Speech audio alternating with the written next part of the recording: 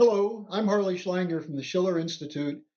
Joining me today will be a man who is known to many of you from his appearances recently at Schiller Institute events, his long career in the military, and as a political leader in Virginia. It's Richard Black, who has had a very distinguished career. He's a retired colonel who served as chief of the Army Criminal Law Division at the Pentagon, and also was a member of the Virginia House of Delegates, and then later served as a member of the Virginia Senate. He's addressed several Schiller Institute events before. His pre-election warning before the 2020 election of the danger of the possibility of a military coup alerted many people to that, and the video of that went viral, and I think it did a lot to make sure that there was no funny business involving some renegades in the U.S. military. Today he's joining me to speak about U.S. policy towards Syria. He recently told a Schiller Institute conference on March 21st, in talking about the so-called Caesar sanctions, he said, "Sanctions do nothing but attack the innocent, the poor, the helpless. They are the most cruel and barbaric type of warfare we can wage." So, Colonel Black, welcome to our discussion today. Thank you very much. It's good to be with you. Let me just start by asking you, as one who's visited Syria, who's been involved in policy discussions on what to do about the problems there.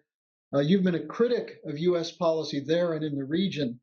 What's your assessment of the present situation there in the context of these so-called Caesar sanctions that were initiated by Pompeo and passed almost unanimously in the Congress?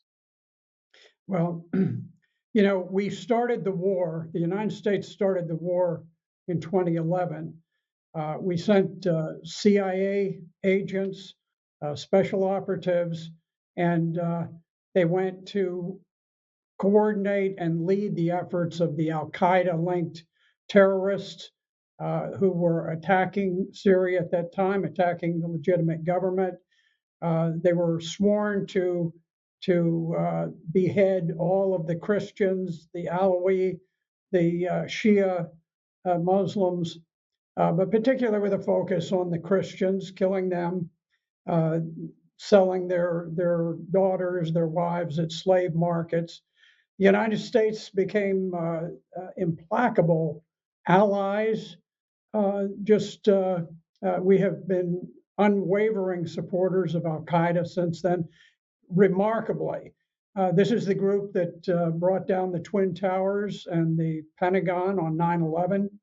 And here, just 10 years after the national trauma of losing 3,000 people to the biggest terrorist attack in history, we were fully aligned and sending Central Intelligence Agency to lead Al-Qaeda in an attempt to take over from the legitimate government of Syria. So, yes, I got very involved in it back in 2011, actually before the war began, because I was curious what were we doing in Libya, because we were overthrowing the government of Libya, which had been a close U.S. ally up to that point. And I realized that what we were doing is we were looting their tremendous stores of weapons and shipping them over to Syria to supply the terrorists there. And that's what really got me involved because, I've shed blood for this country on the battlefield, and somehow the idea that we were allied with Al-Qaeda was shocking. And I've studied it intensely since then and have never found any suggestion to the contrary. To this very day, we support Al-Qaeda, and we have gradually moved from the point where we recognize that the people of Syria totally rejected all of the terrorists that we put forward, and eventually they rose up behind President Bashar al-Assad and the Syrian army, and they were able to force the hand of the terrorists and drive them from the country. And they would have completely purged Syria of the terrorists were it not for the fact that the U.S. Went in and physically put boots on the ground. You may recall President Obama perhaps 20, 30, 50 times saying we will have no boots on the ground. At the very moment that he was saying that, we were making the plans to put boots on the ground, and we now have a significant force that occupies northern Syria. There's no political legitimacy to it, but US and Turkish forces have occupied the northern part. This is the northern part of Syria is very special because it is the breadbasket for all of Syria. The vast bulk of the wheat produced to feed the Syrian nation is produced there. We deliberately have cut that off. Most of the oil and natural gas is also produced there. And we have, by occupying that area, we have seized the oil and natural gas, and we're giving it to U.S. companies and especially to groups that are using it to hold control.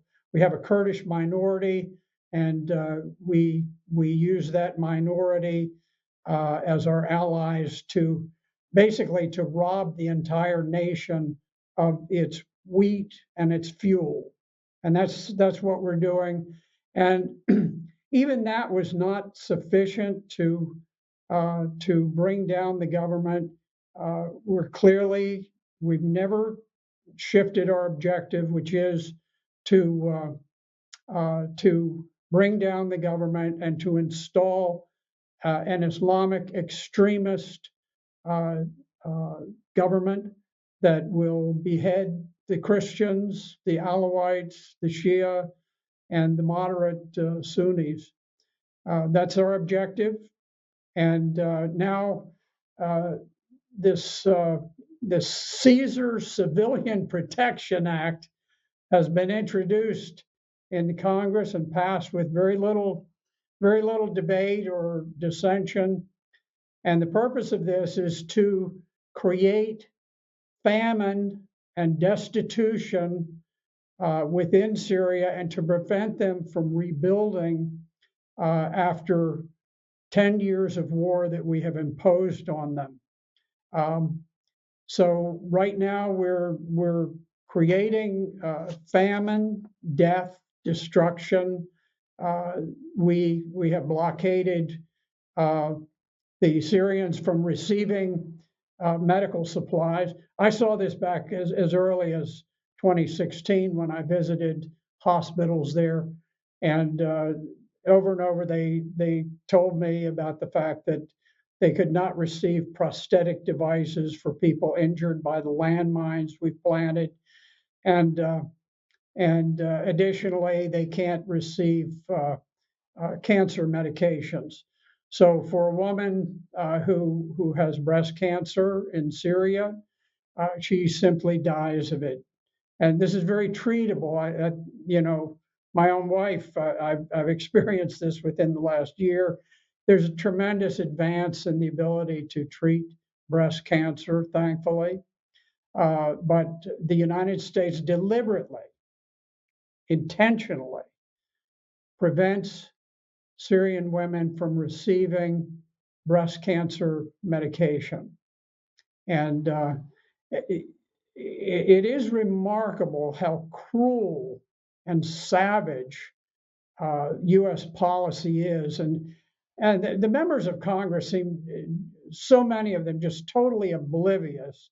And they don't care, and they don't understand. They don't know what they're doing. But they go in and they take away the ability of a country to use its own currency. They support naval blockades of countries that have never done anything to us. Never the first hostile act towards the United States. and then we create famine and starvation. We have small children starving, and Well, Senator, Americans as seem you to know, be just fine with as it. you know, this has been a bipartisan policy. Both parties, Secretary of State Pompeo is the one who initiated the Caesar sanctions. Current Secretary of State Blinken, who criticized the Obama administration for not doing more to overthrow Assad, is a strong supporter of these sanctions. So here's a question I have for you on this. You know that in the 2016 campaign, Donald Trump ran as an opponent to these endless wars, and he pledged to end them. He was opposed by members of both parties in his efforts to do it. But the American people voted for Trump because I think the American people want to get out of these wars. What is the goal of the war hawks then who keep these wars going? Those in the foreign policy and the defense and security establishment, are they just ignorant, or is there a bigger intent to this in your thoughts? I think there's a larger intent. Um, it's my impression that the there are a group of global oligarchs, people of fabulous wealth, people who can literally their personal wealth is more than the wealth of great nations. And these people, they gather together in places like Davos periodically to coordinate their efforts. It is my impression that the overall plan is to dissolve nation states, to create a state of chaos and disorder, uh, not only overseas. We're doing this to nations overseas, but it's being done in this country also. The disorder that you see today in America, the tremendous attack on basic morality and decency, the unleashing of criminal elements all over the nation. You see this eating away at the foundations of America at the same time that the U.S. Armed Forces and the U.S. Uh, foreign policy establishment is being employed to destroy and undermine other nations. But I think ultimately the goal down the line is to dissolve nation states and to create a singular government which will essentially be immune to public concerns. As government gets higher and higher, more distant from the people, then the people have less and less influence on what happens to it. And I think that's where we are headed rather rapidly. And you can see with the censorship that's being imposed throughout the media and that type of thing, this is the direction.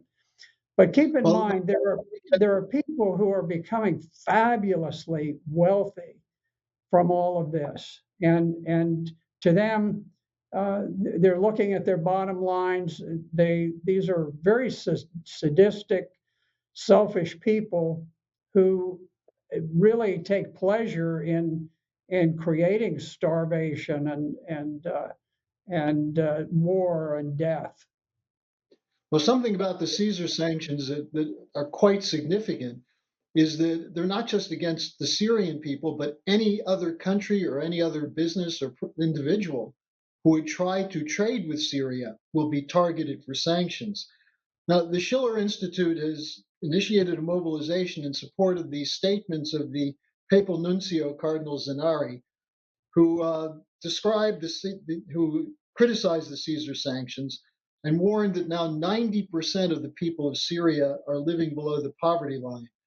His call was endorsed by Helga Zepp-LaRouche, who called for the sanctions to be lifted immediately and for economic reconstruction to begin. And you made the point that with these sanctions, there can be no economic reconstruction. But let me ask you this point. As a military veteran who's experienced the devastation of war firsthand and who's been in Syria and seen the results of the civil war there, what can you say to people who remain indifferent in the face of this kind of suffering that's being done in their name, supposedly providing security for the American people? I think if Americans understood what their government is doing, they would be aghast. I think one of the greatest difficulties of getting people to comprehend the gravity of what we are doing is that people, they've been raised to understand, oh, the U.S. is good, the U.S. does good things, and I think historically we've been a pretty good country overall. Um, I've certainly shed my blood trying to make things better. I thought, but it's important for people to understand what sanctions do. Sanctions create starvation and hardship for common people. Uh, in northern Syria, and this is in the breadbasket of Syria, but all of the wheat is taken by these powerful warlords, the Kurdish warlords up there, and it's kept away from the people. Now, most of the people in northern Syria are Arab. They're Arabic. There are quite a few Christians also, but we have decided that everything goes to the Kurds or to U.S. companies up there. So it has gotten so bad. The famine that we have imposed is so great that even in the breadbasket of Syria, where they used to export wheat to other countries, it's gotten so bad that families are having to go to U.S. bases where the Americans throw their trash out in the dump, and they take their children, small children, and they wipe food from the cans that's left over from the garbage that Americans have thrown out. And so we now have reduced the once proud, highly intelligent, highly productive Syrian people to where now they're taking their children and they're going and they're having them root through American garbage so that they can feed themselves.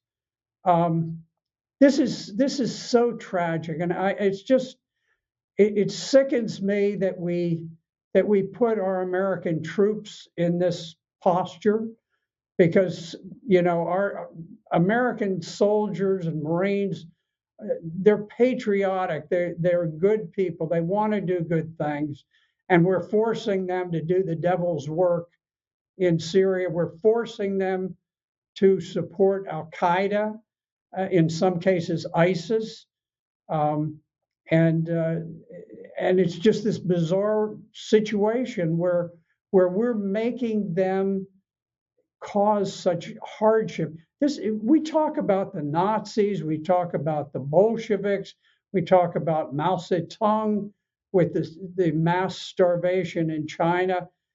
We are doing this deliberately in Syria today. We are doing something. It may not be on the magnitude, because Syria is a small country, but considering the size of the country, yes, it is the equivalent of what was done in Nazi Germany, what was done during the Bolshevik Revolution, and done by Mao Zedong with the Great Leap Forward.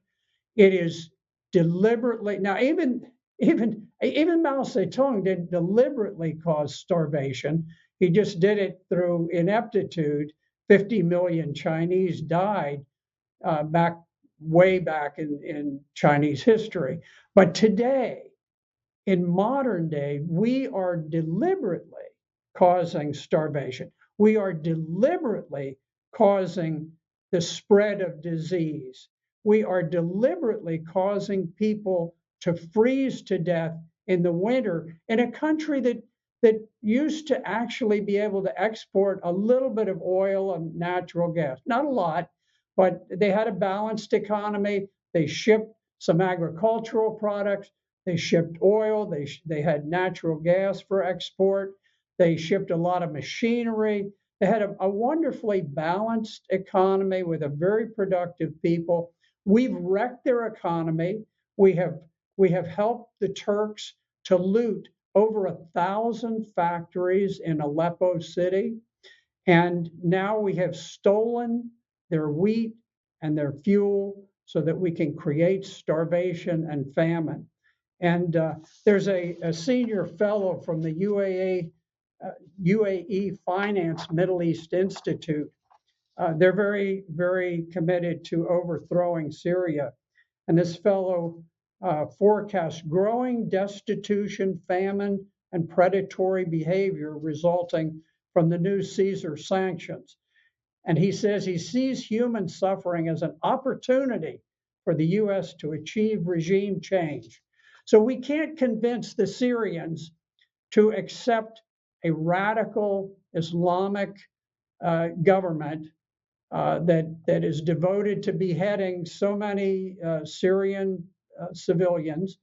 And so instead, because they won't accept this from us, we're saying, okay, let's create enough suffering, famine, starvation, to where people will simply be forced to kneel before the US and comply with what we're trying to do. It is despicable. I am ashamed of what we are doing. It is not the America that I grew up in. But that's exactly what you just described is exactly what James Jeffrey, the former envoy of the administration to Syria, said was the intention, to use the sanctions as a form of regime change. But just the final question I have for you, and look, I fully agree with you. This is a horrible tragedy. And I commend you for speaking out in spite of the general lack of awareness in the country and also the hostility to even thinking about these things. But what can the ordinary citizen do to put an end to the sanctions? I know most people are pessimistic. They've been convinced they don't know enough. It's outside of their control. But we can't sit by and let this happen, can we? No, we really can't. I think it's time that Americans started to question, why are we being taught to hate so many people? China's not attacking us, Russia's not attacking us, Iran, Iraq, Syria, Libya, Venezuela's not attacking, Cuba's not attacking us. And yet we are taught, we teach our children almost from the time they're born to hate and despise these other people. Now there are things that I would change if I were a citizen of China or of Iran or wherever. But those are not my country. My country is the United States, and believe me, we've got problems enough of our own without going over and trying to dictate lifestyles to other nations. But people need to remind themselves. We have a generally Christian nation, and people might reflect on the fact that it was Jesus who said, blessed are the peacemakers, for they shall be the children of God. When is the last time that the U.S. has spoken about peace? When is the last time we have ever said, let's end the wars? We don't talk about ending wars anymore. We talk about continuing them indefinitely. And I think it's time that we began to question, why are we taught to hate so many people in this country? We need to start looking at sanctions. Sanctions are sadistic. They're evil actions taken. We never could do the same thing that we do today because of the lack of computer technology. But today we can control the flow of information and so forth. We devalue countries' currency. The Syrian pound was doing okay, and now we have prohibited banks from exchanging Syrian pounds. So the Syrians cannot purchase repair parts for American-built machinery. They can't purchase medicine to heal cancer or heart disease or diabetes or things like that. And we prohibit the importation of food and fuel to Syria. We have imposed a naval blockade. We seize ships at sea with no authorization. The seizure of a ship from another nation that you're not at war with is illegal under international law. And because it's illegal, if you don't have a declared war against the nation whose shipping you're seizing, then the seizure is an act of piracy. And the United States is actively engaging in piracy against oil ships that are sent by Iran and other countries to supply the Syrian nation. Americans need to start to challenge and question the whole idea of sanctions. It's become every time we have some little irritation with one country or another, something we dislike, we say, oh, let's get out there, let's sanction them, let's cause suffering. We are even talking about sanctioning Germany because it wants to complete the last 1% of a gas pipeline between Russia and Germany. Germany is one of our oldest and most staunch allies, and we're talking about punishing them because they trade as they are allowed to do with other countries. We're also threatening Australia, believe it or not. And I know there's some people who are my age who took R&R in Australia during the Vietnam War and just learned to love the Australian people. We are telling Australia to shut down its coal industry because we've decided that in the United States, the governing elite is going to cut off all carbon fuels, and we're going to live on windmills and sun chips and corn alcohol in the gas tank. It's bizarre, and we have just become sort of a global dictator that we don't try to find common ground any longer with countries where we inevitably will have some disputes. Today, we simply have secretaries of state, and I think Mike Pompeo is a classic example. John Kerry was very bad. Pompeo got even worse. He was just a bombastic, selfish bully. He struck you less as a diplomat and more as the kind of schoolyard bully who would walk around with a gang of kids behind him, and he'd see a little boy with a crutch walking by himself on the playground, and he'd say, "Hey, watch this," and he'd run over and kick the crutch and throw the kid down on his face and laugh for the other kids.